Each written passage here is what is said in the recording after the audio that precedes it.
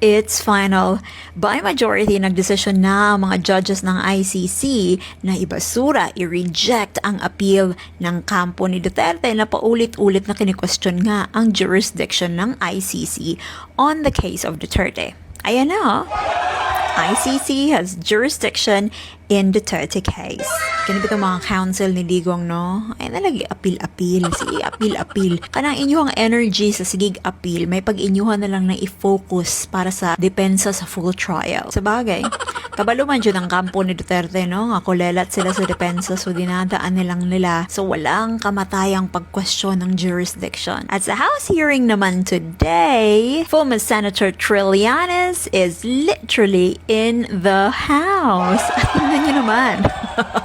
Ang haba-haba ng resibo. That guy na tinatawag na trililing ng mga DDS, siya lang naman ang key figure kaya nakadetain ngayon ang tatay niyong kriminal at durugista na si Digong. Yes, durugista at kakampi ng mga sindikato. Yahoo! Paldo-paldo ang mga Duterte. Mantakin mo, laliman ka, grand total of 181,653,487 and 36 centavos. Kwarta nga nadawat sa pamilyang Duterte gikan sa alleged drug lord na si Samuel Uy. Si Samuel Uy pa lang yan, ha? Naapa ang mga pagpamatay sa atong kababayan para pagtakpan ang Shabu Laboratory sa Davao. Naggulat ba kayo? Parang hindi naman nakakagulat, ano?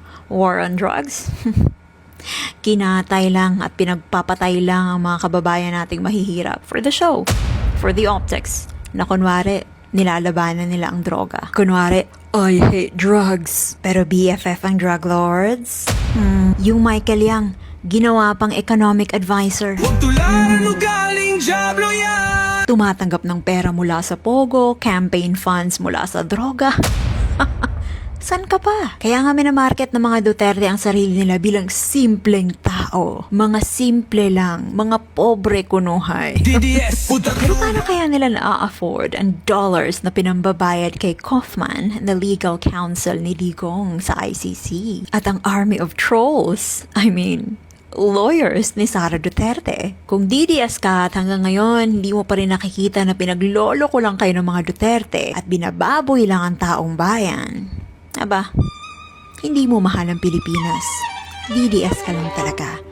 Mahal mo lang ang mga Duterte. But God loves the Philippines. Hindi niya hahayaang maghari-harian ang mga sindikatong sinisira ang bayan na ito. At syempre, kailangan kumilos din tayo. Patuloy nating sundan ang katotohanan at manindigan sa tama. God bless Pilipinas. Sabi na naman ni Ruben, walang pinakamagandang namuno sa ating kundi isang Duterte. Syempre, si Duterte ang nagbigay sa iyo ng kalayaan.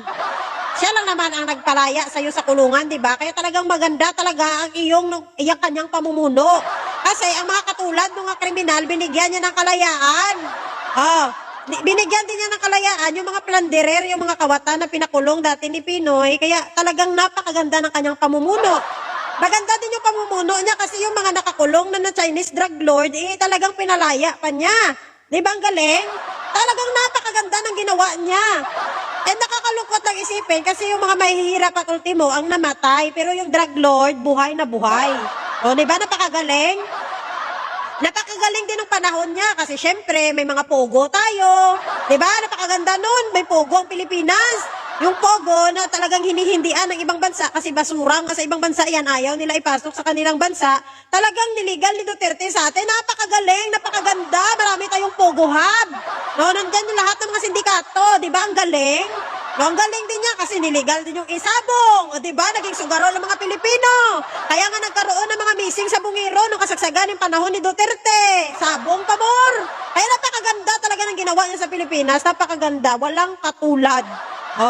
Walang katulad siya at napakaganda ng ginawa niya. Napakaganda din ng ginawa niya kasi ang West Philippine Sea, yung West Philippine Sea natin, talagang ibibigay niya lang yun sa China. Napakagandang plano yun. Imagine mo yung soberanya ng Pilipinas, ipamigay mo sa ibang bansa. Di ba napakaganda nun? Ang galing talaga. At napakaganda din ang ginawa niya na pinagpaplanuhan niya na sana maging province of China na lang ang Pilipinas. Di ba napakaganda nun? Magiging China ang Pilipinas, ayaw nyo ba nun? Napakagandang plano nun. Di ba? Napakaganda. Napakaganda ng ginawa niya kasi nagmumura siya yagaya, wala siya pakundangan magmura. Proud na proud siya nga gipinggir niya katulong niya. Napakaganda no, napakagandang ehemplo. Natutuwa pa siya gaya sa mga ano ginagawa niya pa yung kalukuhan, ginagawa niya katatawanan ng yung mga babae na ano nagahasa, ginagawa niyang joke 'yon. Napakagandang ehemplo 'yon, napakaganda talaga ga. Oh, tama ka, napakaganda ng ginawa niya. Oh, tingnan mo ngayon ng mga DDS, 'di ba? Magaganda mga ugali nila. Napakaubod ng ganda ang ugali ng mga DDS kasi namana nila yan sa tatay nila. So, grabe, napakaganda talaga. Beautiful. Good afternoon, ladies and gentlemen. Welcome to our graduation day. Today, we celebrate happiness and justice for our country. Please welcome our graduates batch 2022 and 2026 under Pangulong Bongbong Marcos Jr. Palakpakan po natin ang ating mga graduates. Our top 1 flood control scammer. Please welcome Saldeco.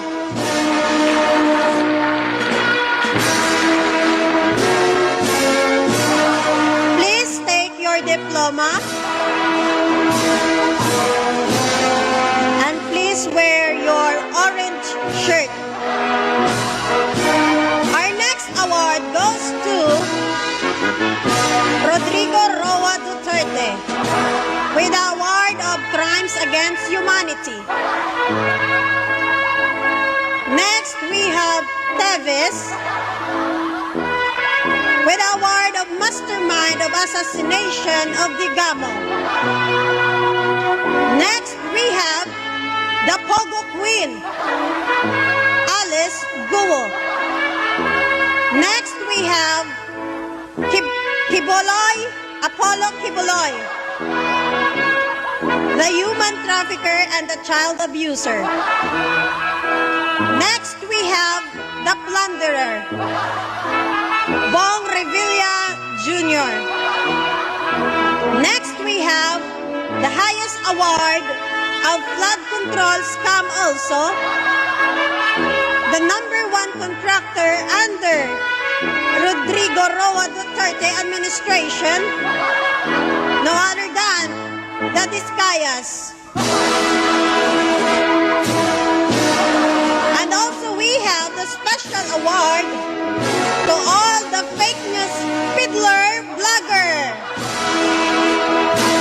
Congratulations, everyone! You deserve it! Filipino deserve justice!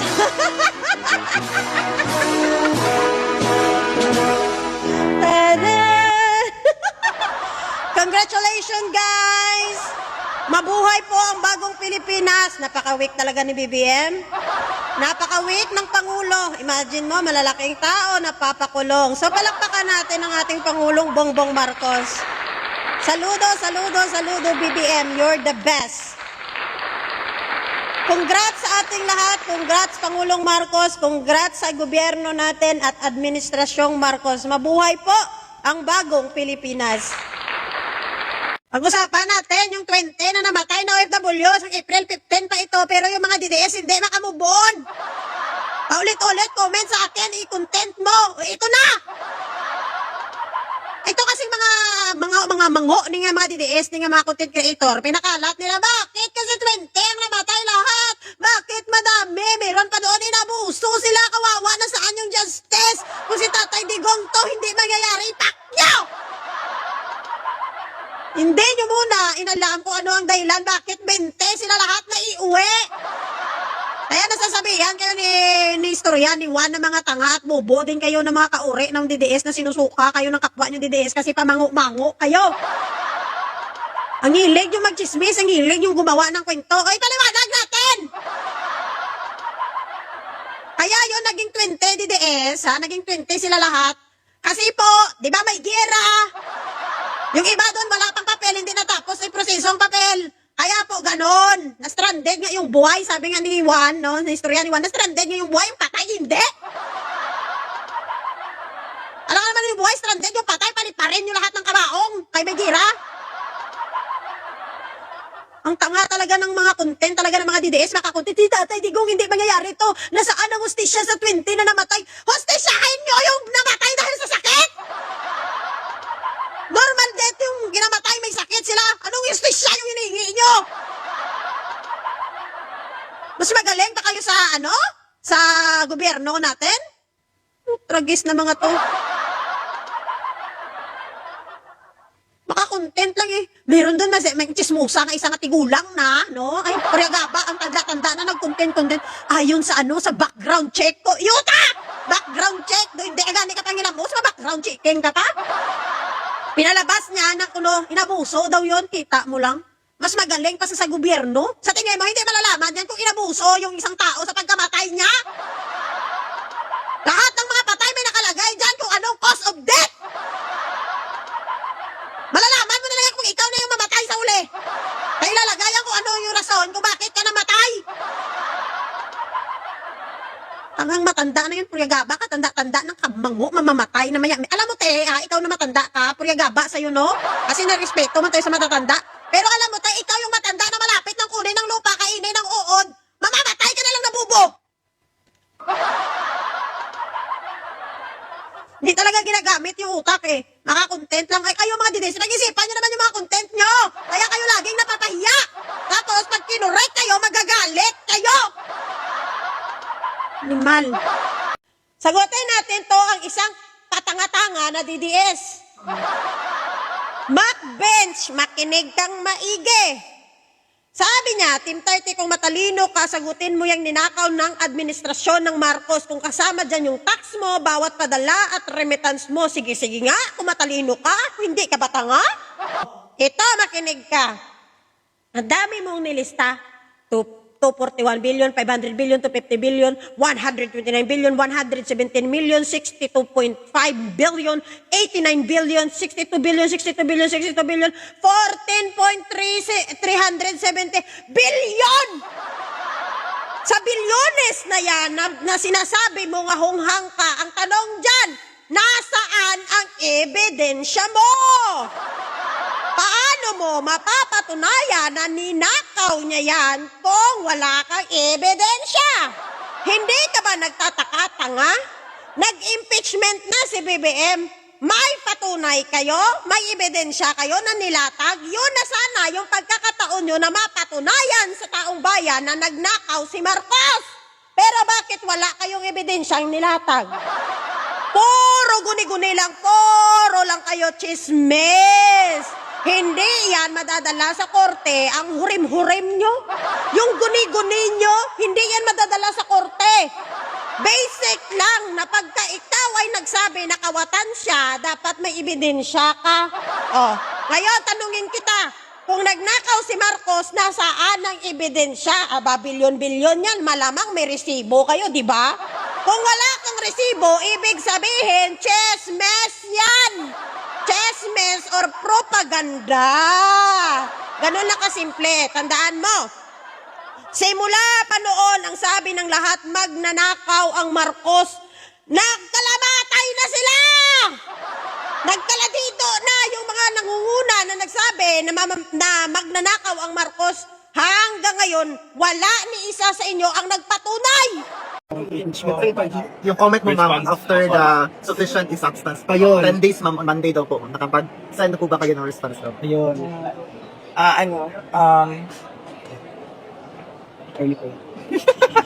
Please refer to? Kuan ka ng Balda, nag-loading na naman siya. Hindi puta. Kada interview na lang galuding. Ano ni siya man, pero may lang galag. Animal, ano ni siya, naka 4G? I-upgrade nyo man ipipaliyog si Sarah. Biho, gawin nyo naman 5G, please lang, para naman mabilis-bilis ang connection. Animal. Sabi sa inyo, wag yung inaambos ang interview yan. Kasi bigla yan naglalag pag tinatanong. Paano pa pag maging presidente ito ng Pilipinas man? Ay, di puta. Puro lag na lang perme. Ora, amo nang son to be president nyo, always lag, always loading. Impeach, impeach, kulong, kulong, kulong. Inday, inday, sara, sara, sara, salud, salud, salud ka na ngayon. Walang ginawa, kundi manira. Ito ang challenge ko sa iyo, Sara Duterte. Makinig ka, Sara, ha? Makinig ka. Ang sabi mo at ang sabi ng ama mo nung panahon niya, pag wala ka namang tinatago, wala kang dapat ikatakot. Ito ang challenge sa iyo ngayon. Mag-waive ka ng bank secrecy law. Pabuksan natin yung bank account mo. Total, wala ka namang tinatago, di ba? Bakit takot na takot kang mabuksan ang bank account mo? Again, kung wala kang tinatago, wala kang dapat ikatakot. I challenge Sara Duterte to open her bank accounts and to waive her bank secrecy. Yung rights under the Bank Secrecy Act. No? Pakita mo ang tapang mo. Pakita mo ang tapang mo. Pakita mo ang tapang mo. Eat, in very nice restaurants. Tama na yan. That's okay. Isang ulo lang naman ang kailangan namin. Ang ulo ni Bongbong Marcos! Barbilat, sinaniba na naman ng 10 ka-espiritu sa pagka-berdugo, 20 na espiritu sa pagka-barbaro. Proud na proud i-broadcast ang pinagsasabi niyang pagiging criminal-minded niya. Hindi tayo bata para hindi maintindihan ang ibig niyang sabihin. Tama?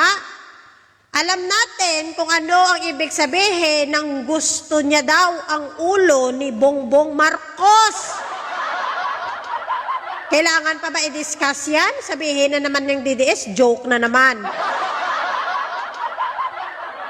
Hindi po tanga Pilipino, naintindihan namin ang gusto mo. Gusto mo ng ulo ni Marcos? Bakit hindi mo puntahan sa Malacanang?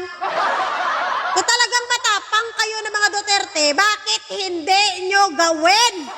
Simula pa naman doon yung pananakot nyo sa kay Pangulong Bongbong Marcos.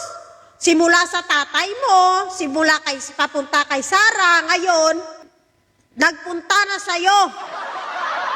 Nananalaytay talaga sa dugo nyo ang pagiging utak kriminal. Ito bang sinasabi nyong good governance? May good governance ba na gusto ang ulo ng isang presidente? Kala mo naman yung hinihingi mo, ulo lang ng manok. Ng ulo ng baboy. Ang tangang DDS, hindi mag-gets ang sinasabi mo, panigurado. Pero yung mga matitinong Pilipino, alam na alam namin kung ano ang gusto nyo.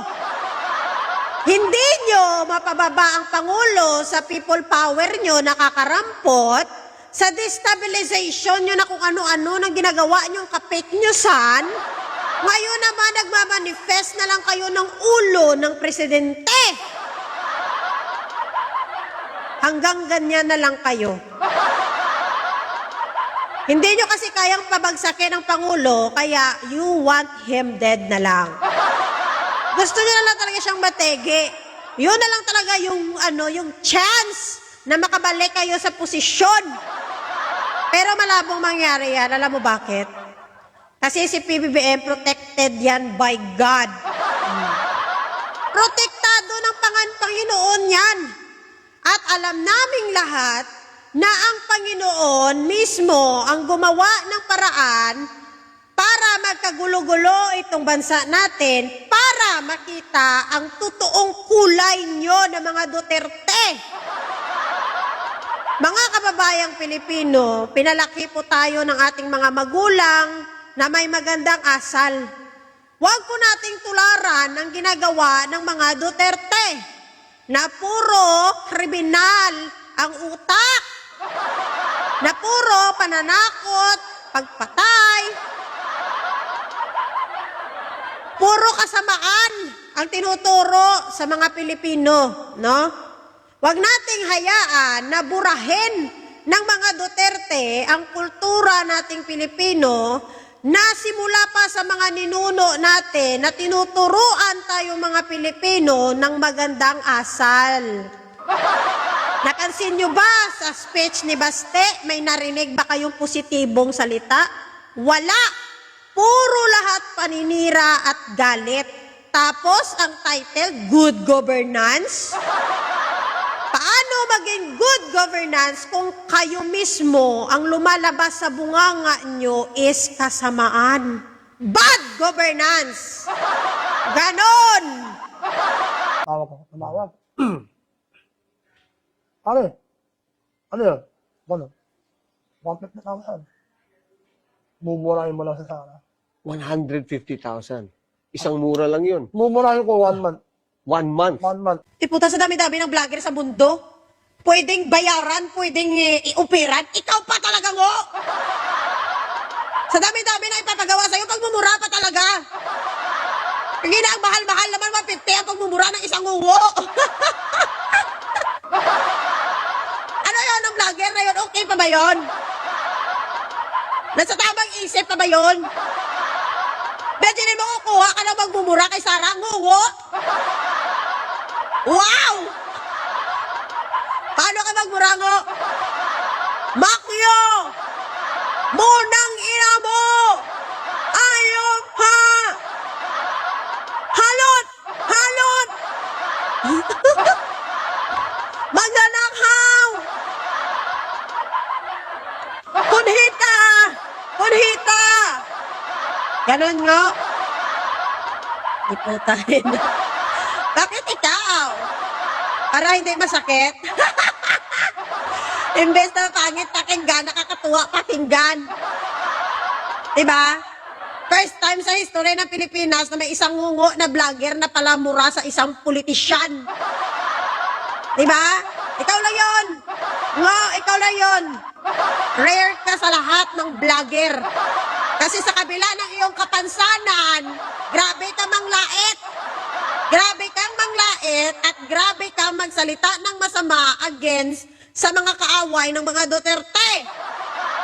Ayan, nakakabilib ka nga. Imagine mo, ang lakas ng loob mo kahit ganyan ka, may kapansanan ka, pero sana bumawi na lang tayo sa ugali ba? Hindi, wala naman akong against sa mga ngungo, no? Kasi marami naman tayong mga kababayan ng ngungo. Pero bakit ang babait nila?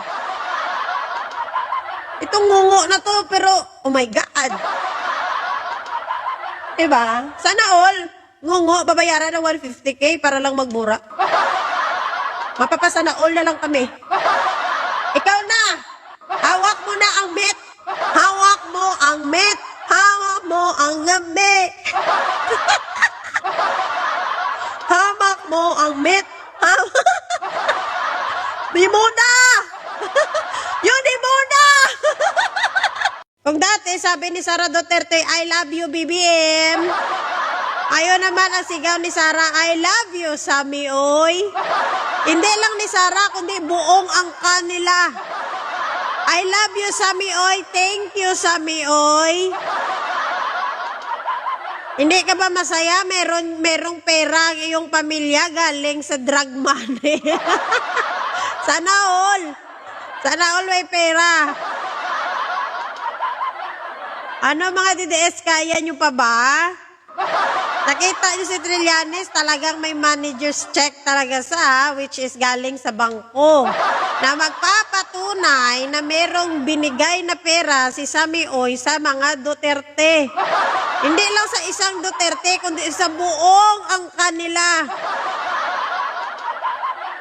Ayun, sino ang sindikato? Sino ang totoong sindikato? Umaaray kayo, nagre-reklamo kayo kung bakit mataas yung singil sa kuryente. Tanungin nyo yung tatay nyong karton. Tanungin nyo kung bakit siya pumirma ng RA 11552 ngayon di puta nga ini.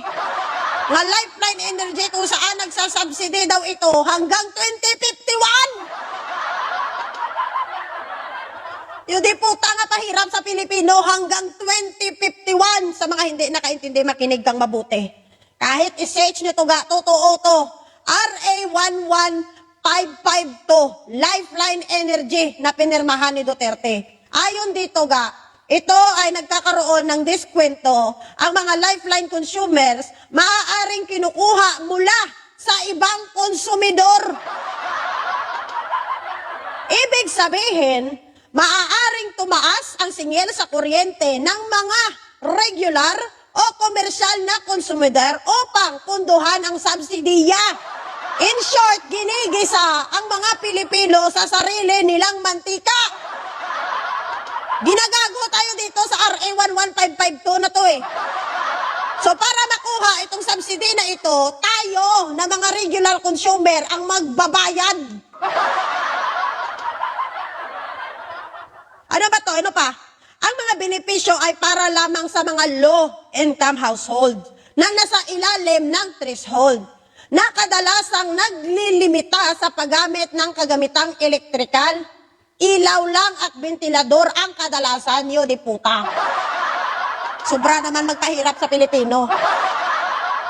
So kailangan mo magtipid, mag-ilaw ka lang, mag-ventilador. O pupunta ka ng paralan mo, huwag ka magplansya ng damit. So wala din naman pala kwenta ito kasi hindi naman mangyayari sa buhay natin ga na mag-ilaw lang tayo at ventilador. Kasi kadalasan sa atin, gumagamit tayo ng mga plancha, washing machine, mga rice cooker, gumagamit tayo niyan. So, para saan ba talaga itong kabatas-batas ni Duterte na to, na lifeline na energy subsidy na to? Ha? Sino na ba makikarabang nito? Sino ba dito gumagamit lang ng ilaw at ventilador? Yung deputa, hindi ako maniwala, may taong ventilador lang at ilaw ang ginagamit, gaya. So, hindi na tayo manood ng TV? Hindi na tayo manood ng TV, hindi tayo magpa-music, hindi tayo gumamit ng mga Christmas light, hindi tayo mag-charge. Walang kwenta itong subsidy na ito. Ang kawawa pa dito is yung mga regular consumer lang kasi sila ang nagbabayad niyan para mapunan itong subsidy ni Duterte hanggang 2051. Diba?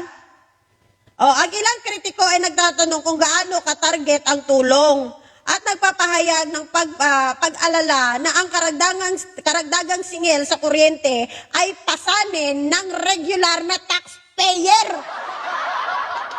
In short, ginaluto-luto lang tayo ni Duterte sa sarili nating sabaw mantika. Diba? Pero lang walang kwenta ito. Walang kwenta yung ginawa niya ito. Pabigat lang to sa mga mamayang Pilipino at regular na consumer ng kuryente. Totoo lang, kasi tayo ang nagbabayad para mapunan at mabayaran itong subsidy na ito. Hanggang 2051 pang sakripisyo ta. Ano pa? Mataas na presyo ng kuryente. O, amo na siya. Paano hindi tataas ang presyo ng kuryente mo? Kaya ang mga subsidy, ikaw ang magbayad. Yung mga low income, na nakasama doon sa kanyang lifeline energy consumers na nakasama doon. Ikaw na taxpayer ang magbabayad. Happy ka? Masaya ka ba? Nagdadagdag sa kuryente mo yung puta na pasanin mo pa itong subsidy na ito sa buhay mo. Mahal na nga yung kuryente, dagdagan pa yung puta nga subsidy. Diba? Mananatiling mataas ang presyo ng kuryente kung saan karagdagang bayarin sa bill at madalas idinidaing ng konsumidor natural. Dahil sa kanyang pinirmahan na subsidy, taong bayan pa rin yung naghihirap. Mga taxpayer at regular taxpayer consumers pa rin ang nagbabayad. Pinabigatan mo yung buhay ng mga Pilipino. Imbes na gumawa kayo ng paraan para mapagaan ang buhay ng Pilipino, dinagdagan nyo pa yung paghihirap. Animal nga klase, ni kabatas, ni nga wala man ni pulos man. Okay, sa madaling salita, ang lifeline rate extension ay naglalayong tulungan ang mga mahihirap, yodi puta. Tulungan ang mahihirap. Ngunit ito ay nagdudulot ng karagdagang pasanin sa ibang konsumidor dahil sa subsidy mechanism. Totoo! Yung mga mahihirap matulungan mo, pero ikaw mauda-uda ka sang bayan. So ikaw ngayon na nanonood ka, natutuwa ka ba sa ginawa ni Duterte na to na subsidy? Na dinadagdag sa bill ng kuryente mo? Ikaw yung pumupuno, nagbabayad ng subsidy na yan, para dito hanggang 2051, ayan nga sa sakripisyo mo. Magreklamo ka sa tatay mo, bakit siya gawa ng batas na to? Imbes gumawa sila ng paraan niya para mapabubasarap ang buhay ng Pilipino, mapagaan nyo di puta, pinahirapan pa nila yung mga regular na consumer. to eh. Wala kwenta tong ano ga, wala kwenta tong nga batas sa totoo lang, walang kwenta ito. Kasi imbes na tulungan din yung mga Pilipino na mga regular consumer na kahit paano gumaan din ang buhay, lalo nilang pinahirapan. In short, ayaw nila na mag-improve ang buhay ng Pilipino! Ang ina nyo. Eto na naman tayo. Nagsimula na naman sila. Iisa ang script. Hindi nyo kayang harapin ng ebidensya, kaya ang gagawin nyo, sisiraan nyo na naman. Ano bago lang itong AMLAC-ed Executive Director? Ano? Ano pakialam nyo kung bago lang yan? Ano ay pinaglalaban nyo kung bago? Ibig sabihin ba na bago din lahat ng mga transactions? Naburado ba lahat ng mga luma na transactions? Pinalitan ba lahat ng mga transactions dahil bago ang AMLAC-ed? Masyado yung ginagawang bobo ang mga tao. Yung DDS lang yung maluloko nyo. Pero gising na kami. Gising na gising ang taong bayan. Masyado yung ginagawang tanga ang mga Pilipino eh. Wala kaming pakialam kung bago yan. Bago man yan o kahit kahapon lang yan na-appoint. Wala kaming pake. Ang importante doon is hawak niya yung dokumento na magpapatunay at magbibigay ng ebidensya na bilyon ang pumasok na pera sa bangko ng mga Duterte. Yun ang labanan nyo kung paano nyo mapaliwanag kung saan galing ang pera nila. Kung paano nagkaroon sila ng ganun kalaking pera. Yun ang ipaliwanag nyo. Kung bakit ang salin ni Sara simula 2019 hanggang 2024, no cash deposit. Tapos, ang sa AMLAC na record niya, bilyon ang pumasok sa account nila. Yun ang ipaliwanag nyo.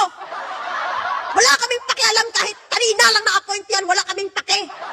Numbers don't lie. Ang ina naman eh. Masyado yung ginagawang mga ignorante ang mga Pilipino. Kayo na may mga alam kamo na nga may talino, kayo nga may tinapos, kayo na may degree, pero kayo ang nagluloko sa mga taong bayan. Masyado yung kinakawawa yung mga tao, masyado yung ginagawang ignorante at mangmang. Nakakahiya kayo, hindi nyo kayang harapin ang ebidensya. Kaya ang kaya nyo lang gawin is siraan ang mga tao na kumakalaban sa puon nyo. Naglalatag ng ebidensya, sisiraan nyo. Mga wala kayong konsensya. Nag-release po ng statement itong Davao City Government na hindi daw sila pumapayag na magkaroon nga po ng military facilities dyan sa Davao. No? Kung matatandaan natin, pinagpaplanuhan kasi na magkaroon dyan ng fuel hub dyan sa karagatan ng Davao. Ngayon, itong government of Davao, nag-ano sila na hindi daw sila papayag. Sino kayo? Hindi kayo makapayag pero wala kayong magagawa. Ano kayo? May bansa ba kayo? May sarili kayong teritoryo, Davao? Ang Davao po ay parte pa rin ng Pilipinas. Kaya kung may gagawin dyan, ang nasyonal natin, may gagawin dyan ang ating gobyerno, pwede kayong magsabing ayaw nyo pero wala kayong magagawa at hindi nyo yan mapipigilan. Ano kayo? Kayo ang batas? Kayo ang masusunod? May sarili kayong teritoryo? Eh di wow! Feeling nyo talaga sa inyo na yung Davao entitled? Sa inyo ba yan? Huwag nyo angkinin. Sa Pilipinas yan, hindi sa inyo. Pilingon kayo, oy. Pilingon para masabi, ayaw namin, hindi kami papayag. Sa inyo ba? Ang tanong, inyo ba yan? Pagmamay-ari pa rin yan ng Pilipinas, ng gobyerno ng Pilipinas, kaya wala kayong magagawa. Ba't adan? Ba't adan? Ganun. Wag pilingon. No? Piling talaga nila sa kanila. Piling nila sa kanila ang Pilipinas. Piling nila hawak nila lahat ang taga Mindanao. Piling nila sa kanila ang Davao. Piling nila yung teritoryo na nila yan.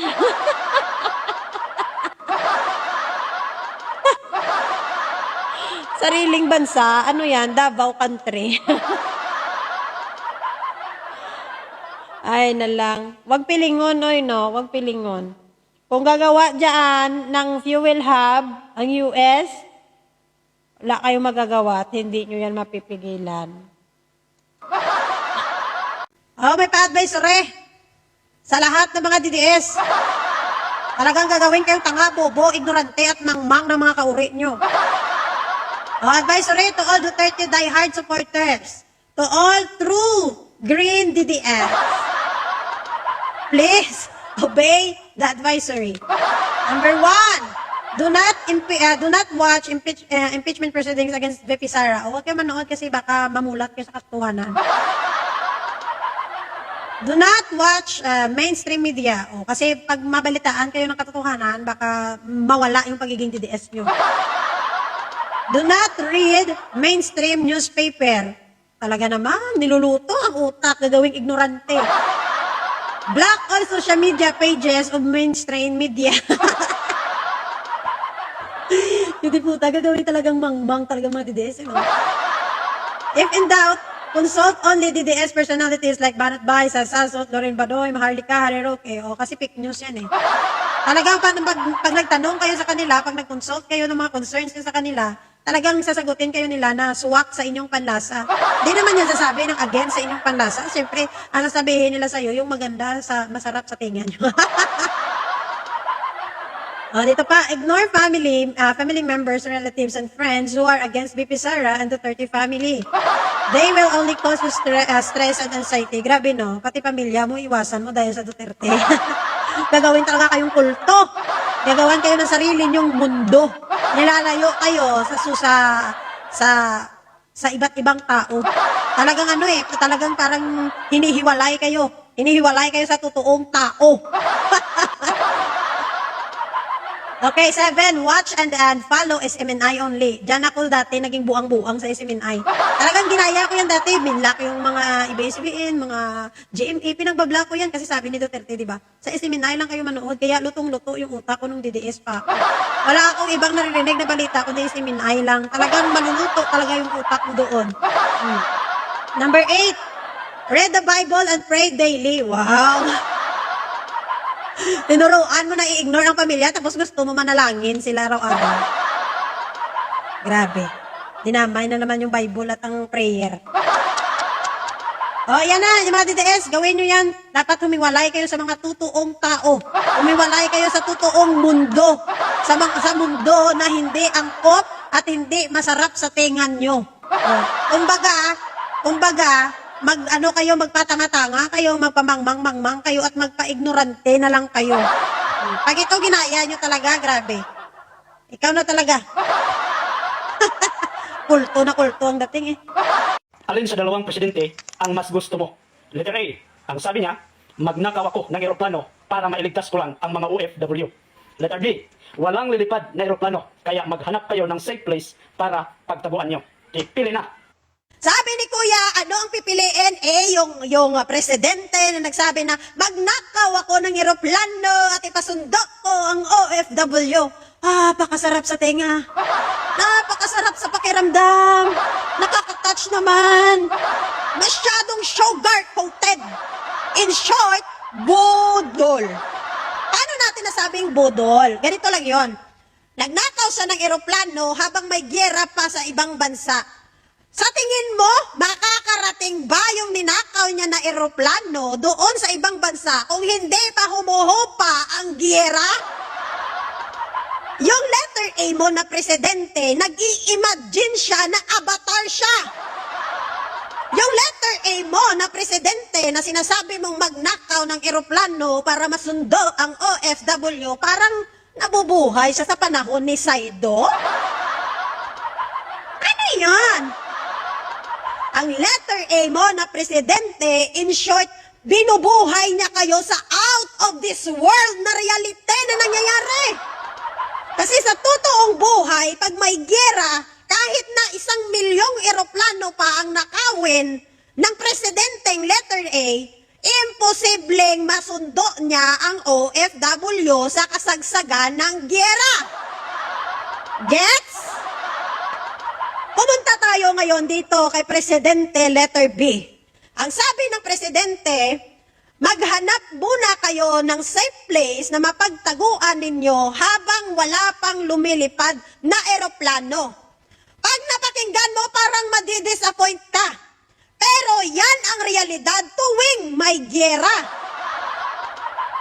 Hindi basta-basta nga magpalipad-lipad ka lang ng eroplano mo doon habang may missile na sumusunod sa'yo. Tama lang ang sinabi ng President Letter B na maghanap muna kayo ng safe place kasi walang ibang choice na pwedeng gawin. Gets mo ba? Nasanay kasi kayo na mga DDS na namumuhay kayo sa out of this world. Out of reality. Nabubuhay kayo sa imagination, sa mga creation nyo sa utak nyo, sa mga hallucination nyo. Nabubuhay kayo sa mga bagay na hindi naman totoo. Gets mo? O ngayon, alin ang pipiliin mo? Ang presidente na binubudol ka lang? Or ang presidente na nag-isip talaga kung ano ang tama na gagawin? Ang presidente nga letter A na nabubuhay sa imagination and hallucination or letter B na binubuhay kayo sa realidad? Mamili ka. Basic. Sa police, to protect and to serve. Sa sundalo, no retreat, no surrender. Kung sa Air Force, no guts, no glory. Sa Army, no pay, no glory. Sa security, no ID, no entry. Sa tanod, walang kape, walang duty. Yung sa mga buaya yung masaklap, pag walang tax, hindi happy.